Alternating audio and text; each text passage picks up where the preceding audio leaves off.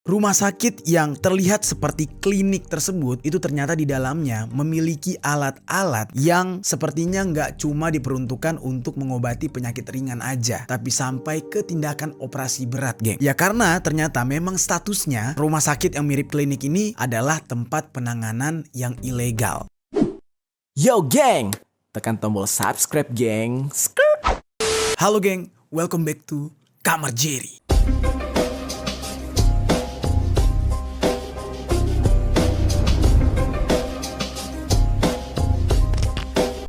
Geng. Oke, gue udah balik dari luar kota. Sekarang udah ada di studio Kamar Jerry lagi. Tapi sampai detik ini suara gue belum balik nih, geng. Suara gue masih kayak gini. Mohon maaf banget buat kalian yang mungkin agak kurang nyaman dengan kondisi suara gue ya, geng. Nah, hari ini kita tetap akan berbagi informasi. Dan informasi kali ini menurut gue cukup epic banget. Dan gue rasa kalian pasti suka dengan pembahasan kali ini nih, geng. Nah, jadi hari ini kita bakal ngebahas tentang dunia kriminal yang ada di negara Filipina. Yang mana biasanya nih ya, yang kita tahu ya, para penjahat itu kalau di film-film itu pasti menggunakan cara-cara yang keren, cara-cara yang ekstrim mungkin untuk melakukan pelarian atau kabur atau melarikan diri dari pengejaran polisi. Salah satu contohnya nih ya, ada kasus yang paling terkenal yaitu tentang 3 tahanan yang kabur dari penjara Alcatraz menggunakan sendok. Nah itu kan udah wah gila banget gitu. Nah tapi cerita kali ini berbeda. Cerita yang datang dari Filipina ini menceritakan tentang cara kabur yang benar-benar mind blowing banget, yaitu dengan melakukan operasi plastik. Yang jadi pertanyaannya, siapa nih yang berani-beraninya menyediakan jasa seperti ini? Si dokter yang melakukan praktik operasi ini apa nggak tahu gitu kalau pasien yang dia tangani itu adalah seorang ya pelaku kriminal, atau justru mereka ini sebenarnya tahu dan sengaja membuka praktik demikian gitu? Nah jawabannya adalah ya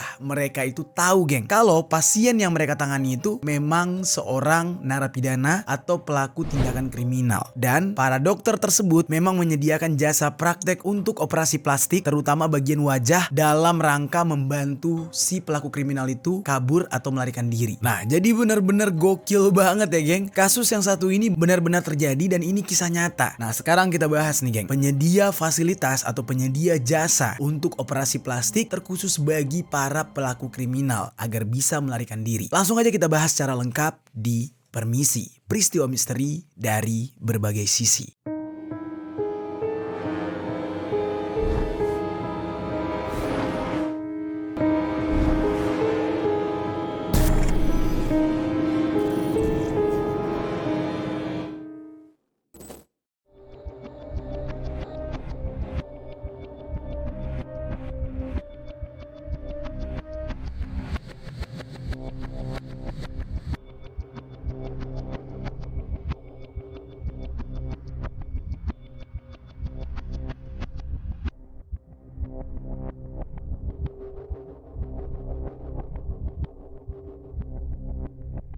Kita langsung masuk ke dalam kronologi utamanya, yaitu terungkapnya aksi operasi plastik untuk para pelaku kriminal.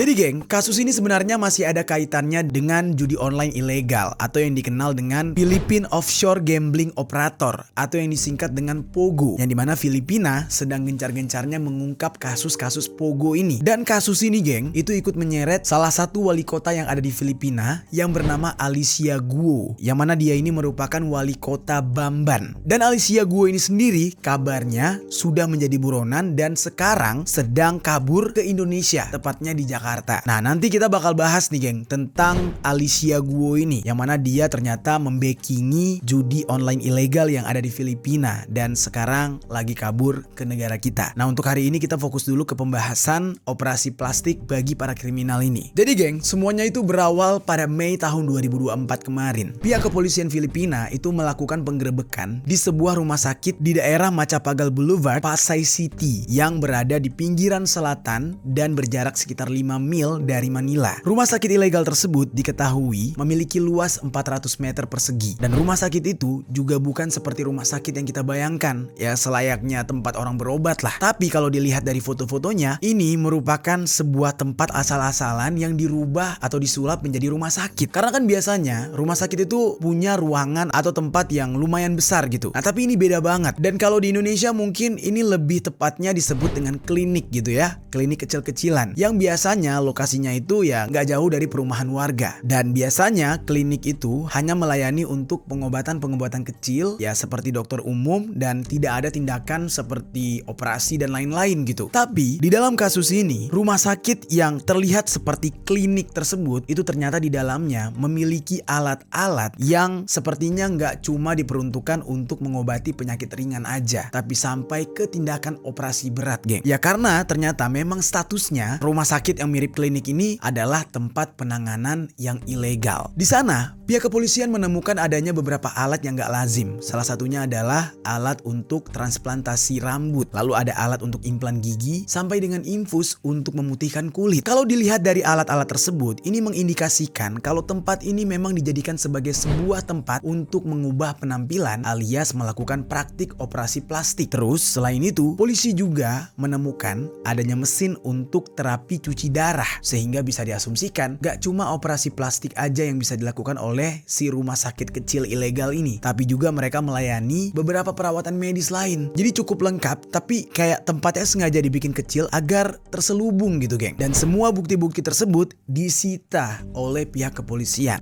Mga ospital o kaya mga malalaking klinik tulad nitong ECG machine at itong ultrasound. Nah lalu geng, salah satu juru bicara dari Presidential Anti-Organized Crime yang disingkat dengan PAOCC yang bernama Winston John Casio, dia ini menyebutkan kalau pihak PAOCC itu bisa melakukan penggerebekan di rumah sakit ilegal tersebut gara-gara ada informasi yang didapatkan dari seorang informan. Dan betapa kagetnya mereka ketika melihat bagian dalam dari rumah sakit tersebut yang ternyata tuh canggih banget, udah kayak rumah sakit resmi pada umumnya. Ya tapi ini bedanya rumah sakit ilegal gitu, geng.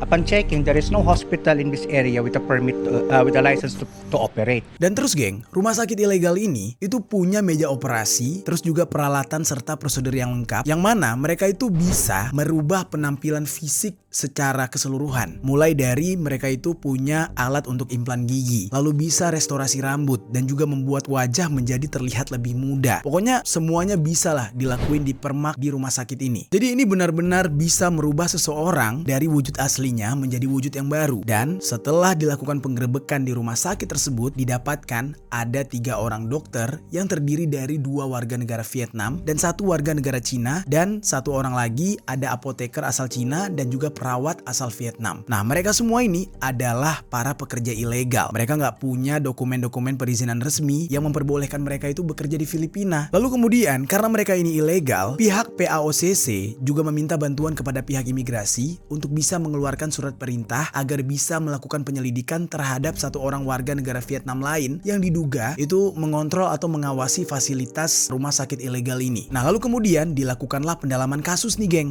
untuk mengetahui lebih lanjut apakah ada rumah sakit lain yang mirip kayak gini atau enggak. Dan ternyata menurut informasi nih yang gue dapatkan dari media BBC, dikatakan sekitar bulan Juli itu ada 2 tempat yang dicurigai sebagai rumah sakit ilegal yang ternyata masih berada di dalam pengawasan polisi. Dan 2 rumah sakit ilegal ini berada di daerah Metro Manila. Dan polisi pada saat itu meyakini kalau 2 rumah sakit tersebut 4 kali lebih besar ukurannya dibanding dengan rumah sakit ilegal yang baru saja digerebek, yang ukurannya ya kecil banget gitu, nggak ada apa-apanya. Dan rumah sakit ini juga diduga menjadi sebuah fasilitas dari Pogo yang sempat kita ceritain tadi, yang berhubungan dengan judi online ilegal. Yang memang nih ya, pihak dari Pogo ini menyediakan layanan untuk melakukan operasi plastik kepada para buronan agar tidak bisa dikenali dan tidak bisa ditangkap oleh pemerintah Filipina. Kalau ada yang mau melakukan operasi plastik di rumah sakit tersebut, yang rumah sakit itu bahkan gak bakal ngecek data diri si pasien. Jadi siapapun yang mendaftar bakal langsung diterima dan langsung dioperasi untuk merubah penampilannya. Nah jadilah hal tersebut menjadi sebuah kesempatan yang sangat menggiurkan bagi para pelaku kriminal, bagi para buronan untuk bisa melarikan diri dari pengejaran polisi. Ya mereka tinggal merubah wajah mereka aja, gak akan ada yang mengenali mereka lagi. Dan hal ini termasuk dilakukan oleh buronan dari Pogo yang memang sekarang-sekarang ini sedang gencar-gencarnya diincar oleh pemerintah semenjak pemerintah Filipina itu jatuh ke tangan Bongbong Marcos sebagai presidennya.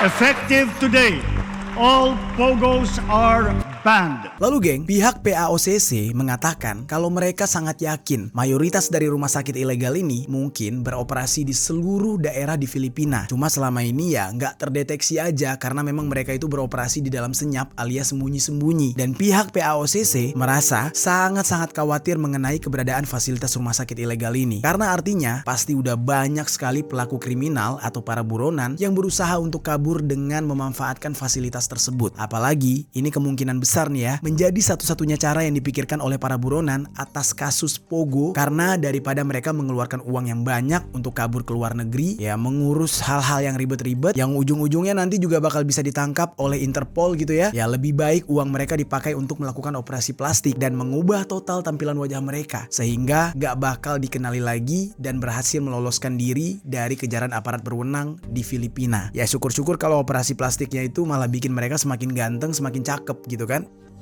Ayon sa PAOK, mga Pogo workers ang pangunahin nilang pasyente. Lalu geng, ada sebuah penangkapan terhadap seorang warga negara Cina sebelum penggerbekan ini terjadi, tepatnya pada tanggal 13 Desember tahun 2022. Warga negara Cina tersebut diidentifikasi bernama Andy Cheng dan pada saat dia ditangkap, dia ini umurnya udah 38 tahun dan Andy Cheng ditangkap oleh Fugitive Search Unit atau disingkat dengan FSU yang merupakan bagian dari Bureau of Immigration yang disingkat dengan BI atau BI. Nah, pada awalnya nih geng, Andy ini sempat ditangkap oleh Philippine National Police Criminal Investigation and Detection Group pada tanggal 7 Desember tahun 2022 di daerah Alabang, kota Muntinlupa. Hanya saja di saat itu, dia direncanakan akan segera dibebaskan setelah membayar jaminan dan ditahan selama 6 hari. Nah, beruntungnya nih geng, pihak FSU langsung menangkap dia setelah mendapatkan informasi kalau Andy Cheng ini akan segera dibebaskan dengan uang jaminan. Dan hal tersebut dilakukan oleh FSU karena mengetahui bahwa Andy ternyata sedang dicari-cari oleh pihak BI karena melanggar undang-undang terkait keimigrasian. Nah, jadi dia ini terlibat dengan kasus yang lain. Lalu geng, ada sebuah laporan nih yang mengatakan kalau si Andy ini diduga melakukan operasi plastik untuk bisa menghilangkan jejak dan tidak bisa dikenali oleh pihak berwenang. Dia juga diketahui memiliki beberapa data diri palsu termasuk kepemilikan senjata api. Dan Andy ini diduga menjadi bagian dari mafia Cina yang beroperasi di Filipina dan dia diduga juga melakukan operasi plastik kemungkinan di rumah sakit ilegal yang menyediakan jasa untuk para buronan tadi. Nah, dan untungnya nih ya, Andy ini berhasil ditangkap karena sebuah problem dan setelah dicek data dirinya, semua datanya dia itu tidak sesuai dengan bentuk wajahnya, geng. Disitulah dia akhirnya ketahuan.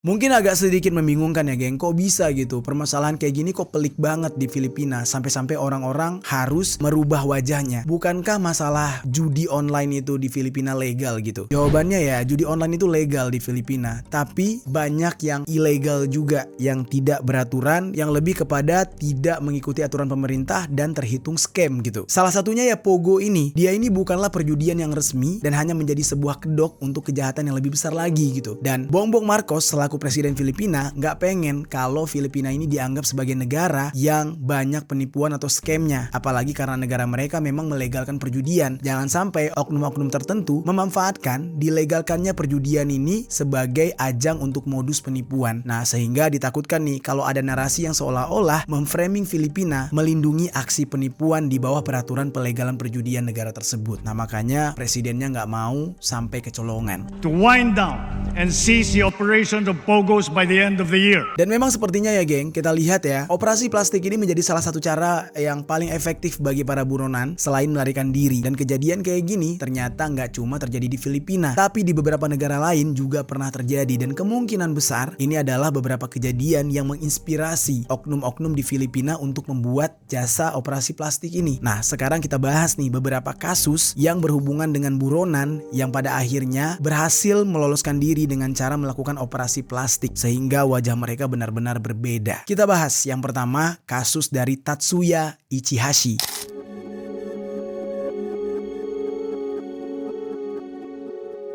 Jadi geng, dari namanya ya kita bisa lihat dia ini adalah seorang pelaku tindakan kriminal yang berasal dari Jepang. Kasusnya ini berkaitan dengan penghilangan nyawa. Dia menghabisi nyawa seorang wanita yang merupakan seorang guru privat bahasa Inggris. Kejadiannya pada bulan Maret tahun 2007 lah kurang lebih. Jadi di saat itu Tatsuya ini pertama kali bertemu dengan si korban yaitu Lindsay itu di depan stasiun kereta api geng. Dikatakan kalau Tatsuya dan Lindsay ini sempat ngobrol sebentar dan setelah mereka ngobrol tiba-tiba Lindsay ini meninggalkan Tatsuya di stasiun tersebut. Terus gak lama tiba-tiba Tatsuya itu berusaha ngejar si Lindsay ini, yang mana Lindsay ini udah tujuannya pulang ke apartemennya. Dan di saat itu Tatsuya berusaha untuk membujuk Lindsay. Dia bilang, mau nggak ajarin aku bahasa Inggris gitu, aku pengen belajar bahasa Inggris, kata si Tatsuya. Dan kemudian ternyata diiyakan nih sama si Lindsay ini geng. Ya kemudian akhirnya mereka pun mengatur waktu untuk merencanakan jadwal belajar bareng tersebut. Dan Lindsay ini mau-mau aja lah ngajarin si Tatsuya bahasa Inggris karena memang itu keahlian dia. Dan dia sama sekali nggak curiga sama si Tatsuya ini. Lalu akhirnya tibalah di hari mereka bertemu. Dan mereka itu bertemu pada tanggal 25 Maret tahun 2007 di sebuah coffee shop yang ada di Tokyo dan mereka pun belajar di sana. Pertemuan mereka tersebut itu akhirnya berakhir di jam 10 pagi. Terus pada saat itu Tatsuya bilang ke si Lindsay ini kalau dia nggak bawa uang sama sekali sehingga dia nggak bisa bayar si Lindsay. Dan Tatsuya pun di saat itu mengajak si Lindsay ini untuk pergi ke apartemennya si Tatsuya dengan alasan Tatsuya ini mau ngambil duit ke sana. Nah akhirnya si Lindsay ini yang nggak nolak karena memang itu hak dia untuk mendapatkan bayaran setelah ya mengajarkan si Tatsuya ini bahasa Inggris. Nah akhirnya mereka berdua pun pergi ke apartemennya Tatsuya dengan menggunakan taksi. Karena berpikir hanya sebentar, Lindsay ini berpesan kepada supir taksi untuk nunggu mereka beberapa menit. Jadi si Lindsay ini mau naik ke apartemen, nanti selesai ngambil duit langsung pulang lagi pakai taksi yang sama. Nah tapi anehnya setelah ditunggu beberapa menit, Lindsay dan Tatsuya itu ternyata nggak kunjung keluar dari apartemen. Sehingga si supir taksi pun memutuskan untuk pergi ninggalin mereka karena nganggap ya mungkin aja Lindsay ini bohong atau justru ya dia lupa gitu. Dan itu adalah hari terakhir Lindsay terlihat. Lalu keesokan harinya, Lindsay ini ternyata nggak ada kabar sama sekali dan termasuk dia sama sekali nggak hadir ke pekerjaannya. Jadi dia nggak datang kerja sama sekali. Sehingga bos di tempat dia bekerja yaitu di sekolah bahasa Nova yang ada di Koiwa itu akhirnya menelpon ayahnya Lindsay yang bernama Bill Hawker. Dan di saat itu ayahnya jelas juga nggak tahu kemana Lindsay pergi. Dan jadilah heboh di saat itu sampai-sampai keluarganya lapor ke polisi. Lindsay sama sekali nggak ada kabar dan singkat cerita 2 hari kemudian akhirnya Lindsay ditemukan dalam kondisi yang udah tewas di bak mandi yang berisi pasir di balkon rumahnya Tatsuya. Dan di saat itu polisi gak berhasil menemukan si pemilik rumah tersebut yaitu si Tatsuya. Tatsuyanya ternyata udah berhasil kabur melarikan diri geng.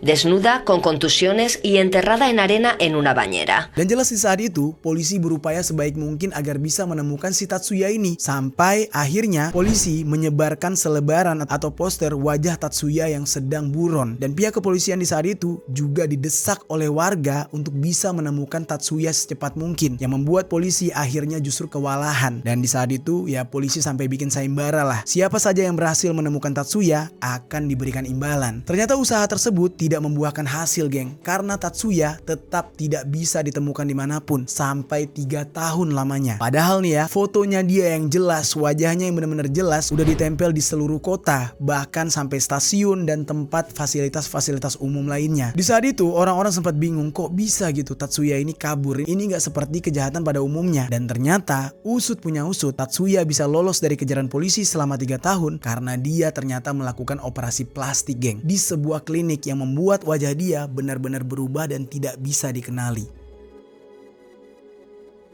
And to say please keep looking. It will only take one lead to find this man. Lalu kenapa bisa dia melakukan hal tersebut? Apakah pihak dari klinik memang menyediakan jasa seperti ini seperti yang ada di Filipina? Nah ternyata nih geng, sebenarnya si pihak klinik itu tidak melakukan atau tidak membuka jasa untuk orang-orang yang ingin melarikan diri dengan cara operasi plastik. Tapi lebih tepatnya Tatsuya ini itu mempunyai beberapa identitas palsu mulai dari nama serta alamatnya dia. Sehingga gak ada yang menyadari kalau dia ini adalah seorang buronan. Dan dia akhirnya mampu mengelabuhi rumah sakit tempat dia melakukan operasi plastik. Di saat itu, dia menghilangkan beberapa tanda di tubuhnya juga, termasuk 2 tai lalat yang berada di pipi kirinya. Terus dia mengubah bibirnya menjadi lebih tipis, kelopak matanya dirubah seperti orang bule Eropa yang membuat tampilan dia sangat berbeda dengan wajahnya dia sebelumnya. Dan dengan penampilannya yang berbeda tersebut, dia berhasil berpergian ke beberapa tempat. Dan dia juga bisa bekerja di lokasi pembangunan yang ada di Osaka untuk bisa menyambung hidup dengan mengumpulkan uang dari sana. Dan menurut rencananya, dia itu bekerja agar bisa mengumpulkan uang dan akan melakukan operasi plastik lagi kabarnya. Lalu, singkat cerita nih geng, setelah dia mengumpulkan uang, tibalah waktu di mana dia ingin operasi plastik lagi di salah satu klinik. Dan di saat itu, salah satu dari staf kliniknya itu merasa curiga dengan si Tatsuya ini. Namun ketika itu, staf klinik tersebut setuju untuk melakukan tindakan operasi plastik terhadap Tatsuya. Walaupun sebenarnya dia agak curiga dengan Tatsuya ini. Dan di saat itu, ternyata diam-diam nih ya, si staf dari klinik tersebut mengambil foto wajah asli dari Tatsuya, lalu disandingkan dengan foto perubahan wajah Tatsuya setelah operasi plastik, dan keduanya dikirimkan kepada pihak kepolisian oleh si staf klinik tersebut. Nah, jadi kurang lebih dia itu dicepuin. Andai aja dia nggak dicepuin, mungkin dia nggak bakal pernah tertangkap, geng. Nah lalu geng, singkat cerita nih, pihak kepolisian setelah mendapatkan informasi mengenai Tatsuya yang melakukan operasi plastik ini, pada bulan November tahun 2009, foto terbaru dari Tatsuya akhirnya dirilis oleh media Jepang dan dipublikasikan secara luas. Kurang dari seminggu, tepatnya pada tanggal 10 November tahun 2009, ada seorang warga yang berasal dari Osaka berhasil mengenali Tatsuya ketika dia sedang menunggu untuk naik ke kapal feri ingin kabur ke Okinawa. Dan saat itulah Tatsuya langsung ditangkap oleh pihak kepolisian, dan sebulan kemudian dia pun didakwa melakukan ruda paksa dan penghilangan nyawa terhadap seorang perempuan yang bernama Lindsay. Dan akhirnya pada bulan Juli tahun 2011, Tatsuya dijatuhi hukuman penjara seumur hidup, geng. Dan dari kisahnya, dia ini sempat membuat sebuah buku, geng, yang berjudul Until the Arrest, yang berisikan pengakuan dan aksi kejamnya dia kepada Lindsay. Dan dia juga menjelaskan bagaimana dia bisa lolos dari kejaran polisi serta bagaimana dia bisa melakukan operasi plastik untuk mengubah penampilannya. Nah, jadi ada bukunya nih, biografi dan sejarah yang dia ceritakan di sana. Nah dari sini kita bisa lihat ya geng, betapa efektifnya melarikan diri dengan cara mengubah wajah ataupun ya mengubah penampilan sehingga tidak ada yang bisa mengenali si orang itu lagi. Oke, sekarang kita lanjut nih geng ke kasus yang lainnya. Ini kasus yang dialami oleh seorang buronan yang melakukan operasi plastik juga demi bisa menghindari kejaran polisi, dan pelakunya itu adalah seorang gembong narkoba asal Thailand.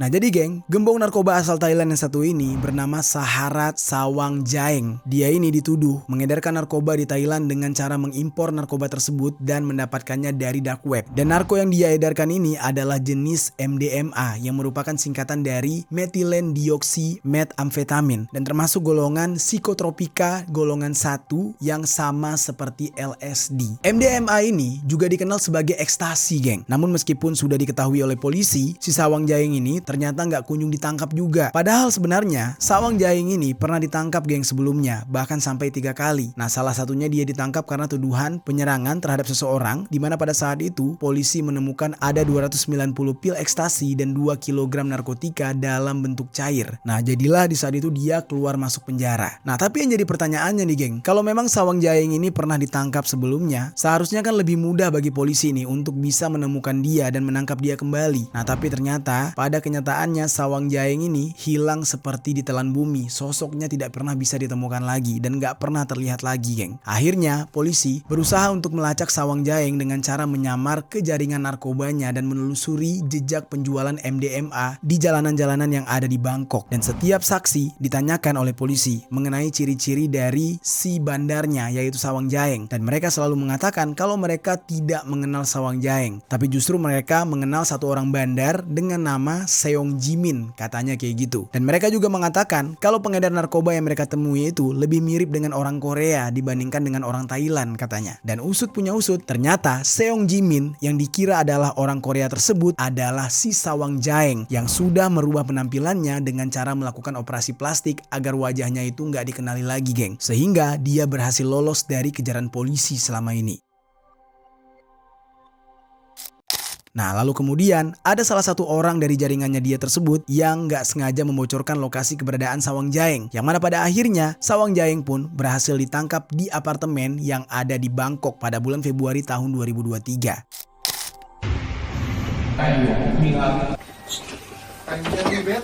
ข้อหาร่วมกันนำเข้ายาเสพติดให้โทษประเภทที่หนึ่ง Dan gak diketahui secara pasti kapan dia melakukan operasi plastik sehingga wajahnya benar-benar berbeda, geng. Tapi yang jelas nih ya, penampilannya pada saat ditangkap itu jauh banget lah. Bisa dikatakan ya gak mirip sama sebelumnya. Dan berhasil mengecoh pihak kepolisian Thailand selama ini karena dia sudah melakukan operasi plastik. Nah setelah ditangkapnya Sawang Jaeng ini, Sawang Jaeng pun mengaku kalau dia memesan narkotika yang dia jual yaitu MDMA itu dari dark web menggunakan mata uang kripto. Dan dia menjual semua barang tersebut di Thailand. Nah lalu dia juga mengatakan kalau MDMA yang dia pesan itu sebagian besar berasal dari Belanda dan dia nggak tahu sama sekali identitas dari orang-orang yang terlibat di dalam jaringan peredaran narkotika tersebut dan dia nggak pernah tahu tuh dia beli ke siapa itu barang. Sawang Jaeng juga berencana ingin pergi ke Korea Selatan dan menetap di sana dengan alasan dia udah bosan di Thailand, makanya dia merubah fisiknya sekaligus pengen kabur dan memulai hidup baru. Nah tapi beruntungnya Sawang Jaeng berhasil ditangkap sebelum akhirnya dia melarikan diri keluar dari Thailand. Nah itu dia geng, kisah dari seorang pengedar narkotika asal Thailand yang juga melakukan operasi plastik agar bisa kabur dari polisi.